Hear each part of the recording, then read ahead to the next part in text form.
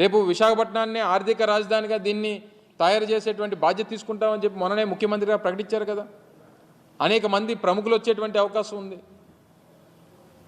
Visakhapatnam eastern naval కమాండ్కి మనం head క్వార్టర్గా ఉన్నటువంటి క్రమంలో అనేక సందర్భాల్లో రాష్ట్రపతులు, అనేక సందర్భాల్లో ప్రధానమంత్రి గారు వచ్చేటువంటి సందర్భాలు ఉన్నాయి. ఉపరాష్ట్రపతులు మొన్న గతంలో ఆంధ్ర మన మెడికల్ ఏఎంసీకి సంబంధించినటువంటి ఫంక్షన్కి వచ్చారు, 100 years ఫంక్షన్కి. అనేక సందర్భాల్లో దేశానికి సంబంధించినటువంటి ప్రముఖులు వస్తుంటారు. అనేక మంది దేశ విదేశాల నుంచి వచ్చినటువంటి ప్రతినిధులు వస్తుంటారు. వినియోగించండి. జగన్మోహన్ రెడ్డి గారు ఉండరే రేపు నుంచి వచ్చి, లేదా వైఎస్ఆర్ కాంగ్రెస్ పార్టీ నాయకులు ఉండరే అందులో. ప్రభుత్వానికి సంబంధించి టూరిజం డిపార్ట్మెంట్కి సంబంధించినటువంటి నిర్మాణాలు, దాన్ని ఏ రకంగా వినియోగించుకోవాలనేటువంటిది చేయండి. 4-5 బ్లాకులు ఉన్నాయి అందులో. అది ప్రజలకు వినియోగిస్తారా, లేకపోతే టూరిజం వినియోగిస్తారా, లేకపోతే ప్రభుత్వం సంబంధించినటువంటి అతిథి గృహాలుగా వినియోగిస్తారా అనేటువంటిది నిర్ణయం తీసుకోండి.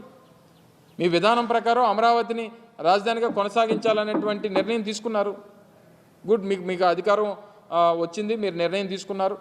గతంలో మేము చెప్పినట్టుగా నిర్ణయం మంత్రి గారు మాట్లాడుతూ 1,00,000 కోట్ల రూపాయలు ఖర్చు అవుతుంది అనేటువంటి మాట మాట్లాడారు. మేము ఆ మాట మొదటి నుంచి చెప్తున్నాం. ఈ 5 సంవత్సరాలు అయ్యేసరికి ఆ 1,00,000, 2,00,000 కోట్లు అవ్వచ్చు. సరే, ఏదైనా మీ ప్రభుత్వం ఒక నిర్ణయం తీసుకుందా, నిర్ణయం ప్రకారం వెళ్తుంది. ఈ చేసేటువంటి క్రమంలో ఎందుకు అనవసరంగా తీసుకుని వచ్చి జగన్మోహన్ రెడ్డి గారిని ఇంకా మా పార్టీ మీద దాన్ని రుద్దేటువంటి ప్రయత్నం చేస్తున్నారో నాకు అర్థం కావట్లే. దాదాపు గత 5 సంవత్సరాలు 2014 నుంచి 2019 మధ్యలో 5-6 వేల కోట్ల రూపాయలు అమరావతి మీదుగా కేవలం తాత్కాలిక భవనాల మీద ఖర్చు పెట్టారు. తాత్కాలిక భవంతులు కట్టి వేల కోట్ల రూపాయలు ఖర్చు పెట్టేటువంటి కార్యక్రమం చేశారు. ఇది శాశ్వత నిర్మాణాలు. అవి ప్రభుత్వానికి సంబంధించింది, ప్రభుత్వం వినియోగించాల్సినటువంటి అవసరం ఉంది. ప్రభుత్వం దానికి సంబంధించినటువంటి నిర్ణయాలు తీసుకోవాల్సినటువంటి అవసరం ఉంది. అవి తీసుకోవడం మానేసి ఊర్లో వెనకాతలు ఉన్న కార్యకర్తలందరినీ కూడా అందులోకి తీసుకొని వెళ్ళిపోయి రేపు చీఫ్ గెస్ట్లు ఎవరన్నా వస్తారు, పెద్దలు ఎవరన్నా వస్తారు, రాష్ట్రపతి వస్తారు, లేకపోతే ప్రధానమంత్రి వస్తారు. మీరు మొత్తం అంతా కూడా కెమెరాలు ప్రతి ఒక్కటి చూపించారు అంతనా.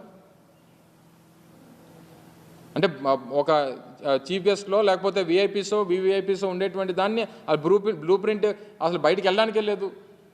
గతంలో మేము ప్రారంభించినప్పుడు కూడా మీరు అందరూ అడిగారు. నేను మంత్రిగా ఉన్న ప్రారంభంలో నేను కూడా పాల్గొన్నా. సో దీన్ని ఏ రకంగా వినియోగించాలనేటువంటి దాని మీద ప్రభుత్వం నిర్ణయం తీసుకోబోతా ఉంది. కొన్ని సెక్యూరిటీ రీజన్స్ ఉన్నాయి. డెఫినెట్గా నిర్ణయం తీసుకునేటువంటి క్రమంలో మళ్ళీ మీ దృష్టికి తీసుకొస్తాం అనేటువంటి మాట మీకు చెప్పాం. సో ఇవన్నీ మానేసి ఏదో మనకి అధికారం ఇచ్చారు కదా అని చెప్పి ఎక్కడికన్నా చూపించమనండి, అన్నీ అలాగే చూపించమనండి. గతంలో మేము 5 సంవత్సరాల్లో చేసినటువంటి అభివృద్ధి కార్యక్రమాలు కూడా అలాగే ఆ శాసనసభ్యుల్ని తీసుకొని వెళ్ళి చూపించమనండి. భోగాపురంలో ఇంటర్నేషనల్ ఎయిర్పోర్ట్ నిర్మాణం జరుగుతోంది, చూపించమనండి. ఇదిగో మీ 5 సంవత్సరాల్లో మీరు ప్రారంభించినటువంటి కార్యక్రమాలు, చేస్తున్నటువంటి పనులు ఇగో ఇవి చేశారు, మీరు చూపించమనండి. లేకపోతే మెడికల్ కాలేజ్ చూపించమనండి, విజయనగరం మెడికల్ కాలేజ్ చూపించమనండి. లేకపోతే ఉద్యానంలో కట్టినటువంటి హాస్పిటల్ చూపించమనండి, లేకపోతే వాటర్ ప్రాజెక్ట్ చూపించమనండి. లేకపోతే పాడేరులో మన మెడికల్ కాలేజ్ నిర్మాణం, నర్సీపట్నంలో మెడికల్ కాలేజ్ నిర్మాణం,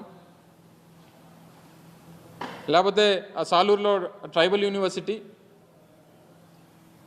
Parvathipuram medical college, Kurupam engineering college, ఇవన్నీ చూపించమనండి. నిర్మాణాలు జరుగుతూ ఉన్నాయి, కొన్ని నిర్మాణాలు పూర్తయిపోయినాయి. మూలపేటలో హార్బర్, మూలపేటలో మన పోర్ట్ నిర్మాణం జరుగుతామని చూపించమనండి. ఫిషింగ్ హార్బర్లో అనేక పోర్టులు, ఉత్తరాంధ్రకు సంబంధించి ఇన్ని ప్రాజెక్టుల నిర్మాణం చేపడతా ఉన్నాం. ఇన్ని ప్రాజెక్టుల నిర్మాణంకి మేము ముందుకు తీసుకొని వచ్చి ఇన్ని కార్యక్రమాలు చేశాం. ఇవన్నీ మర్చిపోయి అది తీసుకొని వచ్చి ఏదో జగన్మోహన్ రెడ్డి గారు సొంత భవనంలో చూపిస్తారా?